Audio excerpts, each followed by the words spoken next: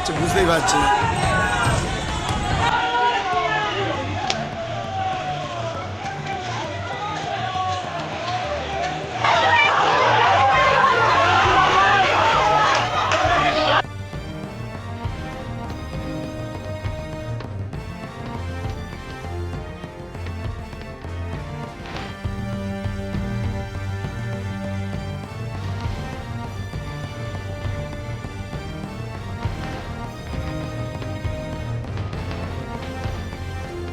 வணக்கம்.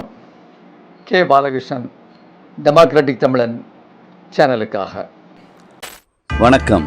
இது உங்கள் டெமோக்ராட்டிக் தமிழன் யூடியூப் சேனல். இதில் சமூகம் சார்ந்த உரிமைகளுக்காகவும் அவை பாதிக்கப்படும் போதும் அவற்றை பொதுவெளியில் கொணர வேண்டும் என்ற நோக்கத்திலும் இந்த யூடியூப் சேனல் ஆரம்பிக்கப்பட்டுள்ளது. இன்றைக்கு முக்கியமான சில செய்தி பாருங்கள். மேற்கு வங்காளத்தில் நேற்று நடந்து கொண்டிருக்கக்கூடிய ஒரு செய்தியை வீடியோவில் பதிவு பண்ணியிருக்கிறாங்க. வங்காளத்தில் இப்படிப்பட்ட சம்பவங்கள் இதற்கு முன்னால் இதுபோல் நடந்ததே கிடையாது. அப்படி என்ன சம்பவம்?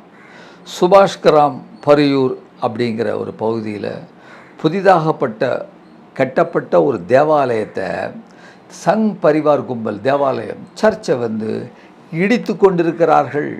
அந்த இடித்து கொண்டிருக்கக்கூடிய அந்த வீடியோவை பதிந்திருக்கிறோம். அதை நீங்கள் பாருங்கள், அதை பார்க்கலாம். தேவாலயத்தின் மீது உள்ள சிலுவை அவங்க பிடுங்கி எடுக்கிறாங்க. அதை இடிச்சிட்டு இருக்கும் போது எடுத்த படம் அது. அதே நேரத்தில் அவர்கள் ஜெய் ஸ்ரீராம் ஜெய் ஸ்ரீராம்னு கோஷங்களை முழக்கிக்கிட்டு அதை அந்த சர்ச்சை இடிக்கக்கூடிய அந்த செய்தி நாம் பார்க்கிறது மிக வேதனையாக இருக்கிறது.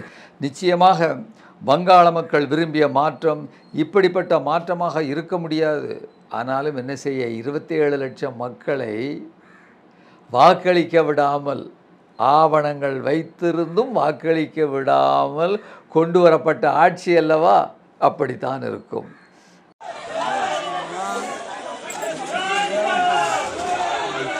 வச்சு புதுசைவாச்சு.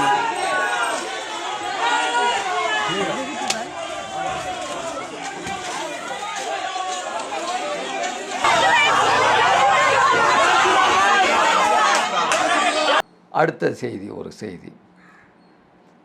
மக்களினுடைய நம்பிக்கையை துரோகம் செய்து சந்தர்ப்பவாத அரசியலில் ஈடுபடுபவர்களுக்கு மக்கள் தகுந்த பதிலடி கொடுக்கணுங்கிறதுக்கான மேற்கு வங்காளத்தில் ஒரு செய்தி. இந்த கட்சியில் இருக்கிறாங்க, அந்த கட்சிக்கு போகிறாங்க அப்படிங்கிறதுக்காக மேற்கு வங்காளத்தில் பௌரிப்பூர் அப்படிங்கிற ஒரு தொகுதி, அந்த தொகுதியில் உள்ள தேர்ந்தெடுக்கப்பட்ட சயானி கோஷ் அப்படிங்கிற ஒரு அம்மா, அவங்க டிஎம்சி சார்பாக, மம்தா பானர்ஜியினுடைய திரிணாமுல் காங்கிரஸ் சார்பாக தேர்ந்தெடுக்கப்பட்டவங்க. கட்சியை விட்டு விலகிய பிறகு தொகுதிக்கு வராங்க.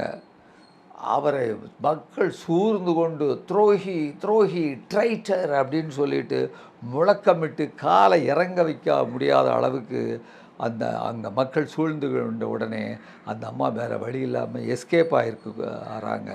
இப்படிப்பட்ட நிலைமை, தப்பிட்டாங்க காரில் ஏறி. அவங்கள ஒன்றும் கொல்ல போகிறதில்லைன்னு வைங்க. அந்த எதிர்ப்பை சமாளிக்க முடியாமல் தங்களுடைய வாக்கையும் நம்பிக்கையையும் துரோகம் செய்கிற அரசியல்வாதிகளுக்கு எதிராக மக்கள் ஜனநாயக வழியில் தங்களுடைய எதிர்ப்பை தெரிவிக்க வேண்டும். இல்லைன்னு சொன்னால் தனிப்பட்ட ஆதாயத்திற்காக கட்சிகளும் கொள்கைகளும் கைவிடும் போக்கு இன்றைக்கு ஆரம்பமாகி இருக்கிறது. தமிழ்நாட்டில் கூட இது விடயத்தில் மேற்கு வங்காளத்தை நீங்கள் பாருங்கள். தமிழ்நாட்டில் நாம் இதிலிருந்து சில விஷயங்களை எடுக்கணும். இவர்கள் எல்லாம் இன்றைக்கு நேற்று வரைக்கும் அந்த மக்கள் போட்ட மை காயலைங்க, மை காயலை, விரல இருக்குது. அதுக்குள்ளே நீங்கள் அடுத்த கட்சிக்கு போகிறாங்க, இந்த கட்சியில் இருந்துட்டு போகிறாங்கன்னு சொன்னால் இவர்கள் எல்லோரும் மக்கள் விரோதிகள், ஜனநாயக விரோதிகள். இவர்கள் அந்த தொகுதிக்கு வந்தால் விரட்டப்பட வேண்டியவர்கள் என்பதை இந்த மேற்கு வங்காளம் நமக்கு பாடமாக கொடுக்கிறது என்பதை சொல்லிக்கொண்டு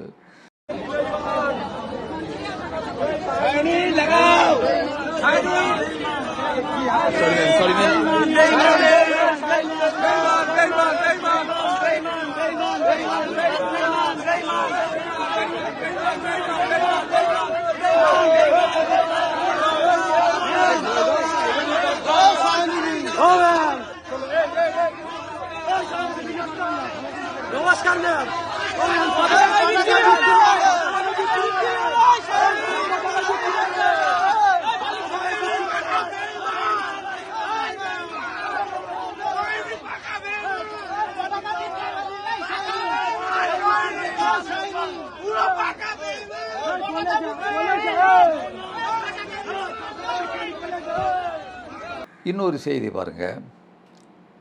கடந்த 12 ஆண்டுகளில் ஒரு நீதிமன்றம் இப்படிப்பட்ட ஒரு செய்தியை சொல்லியிருக்கவே முடியாது. என்ன செய்தி அப்படிங்கிறத நம்ம பார்க்கலாம் பாருங்கள். பாம்பே ஹைகோர்ட்டில் உள்ள அந்த நீதிமன்றம் அப்படிப்பட்ட என்ன செய்தி சொல்லிட்டாங்க அப்படின்னு சொன்னால், அந்த நீதிபதியுடைய பெயர் பார்த்தீங்கன்னு சொன்னால், அவர் பாம்பே ஹைகோர்ட்டில் இருக்கிறார், மாதவ் ஜம்தார் அப்படிங்கிற நீதிபதி.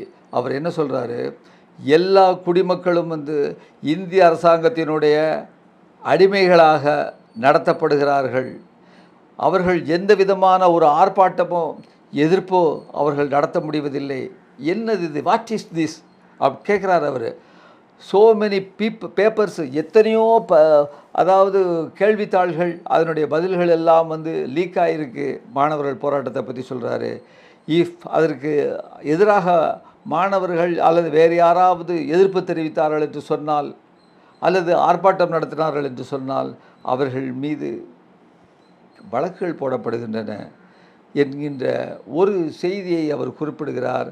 அவர் மீண்டும் சொல்லுகிறேன், பாம்பே ஹைகோர்ட் ஜட்ஜி மாதவ் ஜம்தார் என்கின்ற ஒரு ஜட்ஜி. இப்படிப்பட்ட ஜட்ஜி இன்னும் சில அப்சர்வேஷனை சொல்கிறாரு. இப்படி அதாவது உங்கள் மேல் ஏதாவது குற்ற வழக்கு இருந்துன்னு சொன்னால் வாஷிங் மிஷின் வச்சுருக்காங்க, நீ அங்கே போயிருங்க அப்படின்னு சொல்லக்கூடிய வகையில் அந்த அளவுக்கு அவர் பேசுகிறாருன்னா பாராட்டப்பட வேண்டியவர். இந்தியாவில் மிகப்பெரிய அளவிற்கு ஆளும் வர்க்கத்தின் முன்னால் அவர்கள் மத்தியில் ஒரு அதிர்வலைகளை ஏற்படுத்தக்கூடிய ஒரு நீதிபதியாக அவரை நாம் பார்க்கிறோம். Hats off to judge Madhav Jamdar. அடுத்த ஒரு செய்தி பாருங்கள். 2026 ஆண்டு இந்த வருஷத்தில் சர்வதேச இன்டர்நேஷ்னல் லெவலில் உள்ள பாஸ்போர்ட் இருக்குது பார்த்திங்களா, அந்த பாஸ்போர்ட்டுக்கு ஒரு இண்டெக்ஸ் இருக்குது. அந்த இண்டெக்ஸ்னால் அந்த நாட்டுடைய அந்த பாஸ்போர்ட்டுக்குன்னு ஒரு மரியாதை. சில நாடுகளுக்கு முதலிடம், சில நாடுகளுக்கு 2வது இடம். இந்த பாஸ்போர்ட்டு வச்சுருந்தாலே அது ஒரு மிக மரியாதைக்குரியவர்கள் அப்படின்னு சொல்லக்கூடிய வகையில் இந்திய நாட்டுடைய பாஸ்போர்ட்டோடைய அந்த இண்டெக்ஸ் குறியீடு இந்த ஆண்டு என்ன தெரியுமா, 125வது இடத்திற்கு வந்திருக்கிறது. 125. நீங்கள் you believe it or not, 125. அப்போ 14, அதாவது 2014வது வருஷத்தில் என்ன இடத்துல இருந்ததுன்னு சொன்னால் தானே இது சரியா தப்பா அல்லது கீழே இறங்கி இருக்கா மேலே ஏறி இருக்கான்னு தெரியும். 2014 பாஜக ஆட்சிக்கு வரும் பொழுது 76வது இடத்தில் இருந்தது. இந்த 76வது இடத்திலிருந்து 50 இடம் கீழிறங்கி 125வது இடத்திற்கு வந்திருக்கிறது விஸ்வகுருவினுடைய ஆட்சியில் என்பதை நாம் இங்கு பார்க்கிறோம். அடுத்த ஒரு செய்தி பாருங்கள். டெல்லி ஜந்தர் மந்தரில் போராடி கொண்டிருக்கக்கூடிய அந்த சோனம் வாங்சுக் சார், அவர் தான் மூத்த கரப்பான் பூச்சின்னு அவங்க சொல்கிறாங்க. அவர் 11வது நாளாக இன்று உண்ணாவிரதம் இருந்து கொண்டிருக்கிறார். அவர் நடந்து வரக்கூடிய காட்சியை நான் உங்களுக்கு போட்டு காண்பிக்கிறேன்.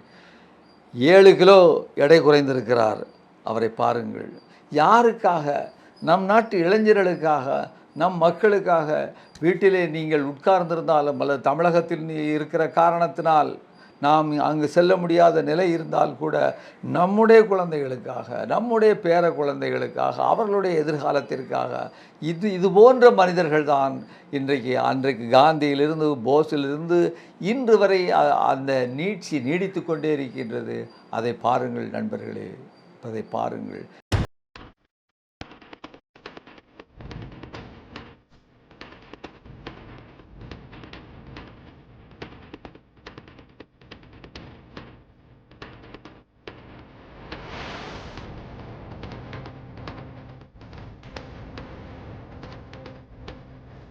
இவர்கள்தான் நம்முடைய எதிர்காலத்தை உய்விக்க வந்தவர்கள் என்று கூறி இத்துடன் இந்த உரையாடலை முடித்துக் கொள்கிறேன். நன்றி, வணக்கம்.